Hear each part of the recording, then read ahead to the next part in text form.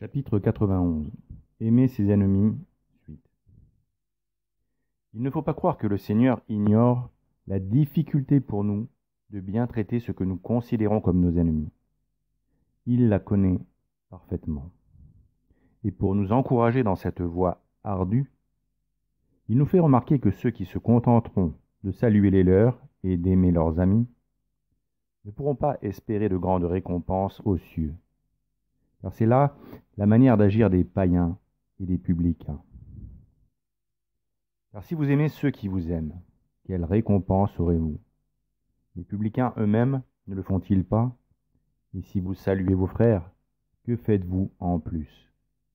Les païens eux-mêmes ne le font-ils pas? Dieu attend plus de ceux qui par le baptême sont devenus ses enfants. Car sous les traits d'une prudence excessive, ou d'une piété de façade, qui inciterait à ne côtoyer que ceux qui nous ressemblent, ou qui nous aiment, ou qui ont la même foi que nous, se dissimule à peine un grand amour-propre, insufflant un grand mépris de ceux qui ne partagent pas nos valeurs. Or, la charité ne s'enflamme pas d'amour-propre et d'orgueil, elle est désintéressée. Et le Christ attend de ses disciples qu'ils s'efforcent de devenir parfaits, comme leur Père adoptif. Soyez donc parfaits vous autres, comme votre Père céleste est parfait. Bien sûr, il est impossible d'y parvenir par nos propres moyens. L'homme a besoin de la grâce pour s'améliorer. Et il faut demander de l'aide à Dieu pour persévérer sur le chemin étroit et difficile qui conduit au salut éternel. Et bien que ce chemin soit difficile, notre Seigneur Jésus-Christ nous a assuré de son soutien indéfectible. Quand nous lui demanderons son aide, il aplanira pour nous les difficultés et allégera notre fardeau afin de nous aider à avancer. Et il nous faut demander son aide pour apprendre à considérer avec justice le prochain. Saint Jacques, divinement inspiré, nous a affirmé que si nous manquons de sagesse, il nous faut demander ce don avec confiance, et il nous sera accordé.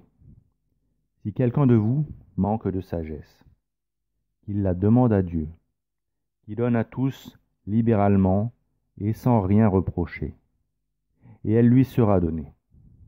Et qu'il demande avec foi, sans hésiter, car celui qui hésite est semblable au flot de la mer, qui est agité et poussé de côté et d'autre part le vent. Que cet homme-là ne s'imagine pas qu'il recevra quelque chose du Seigneur. C'est un homme à l'esprit partagé, inconstant dans toutes ses voies. Le don de sagesse nous aidera à discerner nos véritables ennemis. Car ceux que nous regardons ici-bas comme des ennemis, le sont-ils vraiment? Agissent-ils comme les ennemis du Seigneur et cherchent-ils notre perte éternelle? Ou sont-ils seulement des hommes que nous considérons comme nos ennemis parce que quelque chose en eux nous déplaît ou parce qu'ils ont heurté notre ego? Si tel est le cas, comparons cette réaction disproportionnée à celle que nous avons envers ceux qui agissent ouvertement comme des ennemis du Seigneur, tout en flattant notre ego. Sommes-nous aussi rancuniers envers les ennemis de Dieu qu'envers nos propres ennemis, envers ceux qui offensent le bon Dieu ou sa sainte mère qu'envers ceux qui nous ont offensés?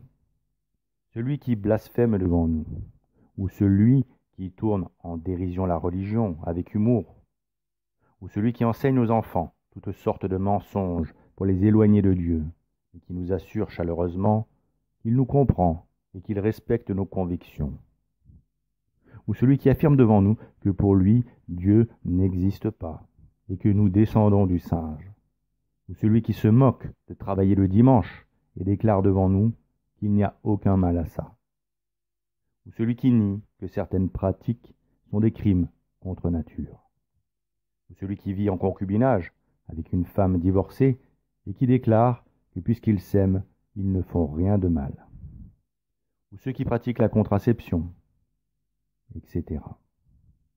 Ne sommes-nous pas enclins à oublier rapidement leurs offenses faites à Dieu, quand bien même leurs auteurs ne les regretteraient pas, alors que dans le même temps, il nous est si difficile de réfréner une rancune tenace envers celui qui un jour a déclaré que ce que nous avions dit était une ineptie et nous a tournés en ridicule.